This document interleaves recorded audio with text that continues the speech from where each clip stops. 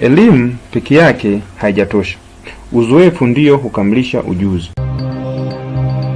Kwenye ujenzi unaweza kuwa na elimu kubwa na ukaijua vizuri nadharia, lakini uzoefu wa vitendo ndio unaokufundisha namna ya kutumia kile unachosoma katika mazingira halisi. Kuna tofauti kubwa kati ya kujua kitu kwenye vitabu na kukutana nacho site. Unapofanya kazi mara kwa mara, unakutana na changamoto mbalimbali, unajifunza kuzitatua, na ndipo unaanza kuelewa kwa undani kile ulichokuwa unakisoma.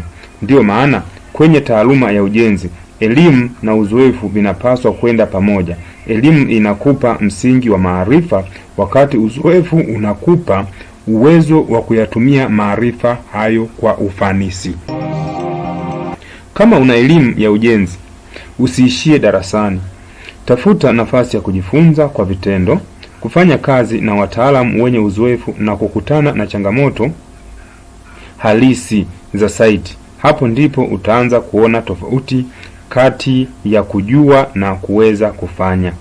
Kwa kifupi, elimu inakupa maarifa, uzoefu unakupa uwezo wa kutumia maarifa hayo, na vyote vikikutana vinakujenga kuwa mtaalamu bora zaidi.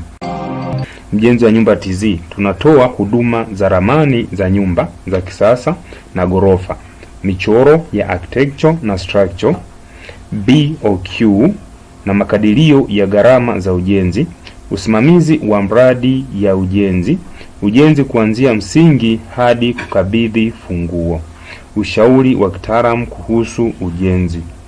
Kwa huduma na maelezo zaidi, tupigie simu namba 0712937090. Pia unaweza kutafuta kwenye mtandao wa WhatsApp au Telegram, bila kusahau Max kwa namba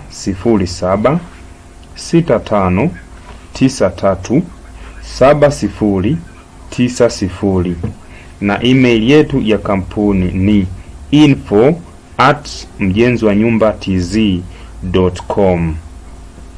Unaweza kutembelea website yetu ya mjenziwanyumbatz.com.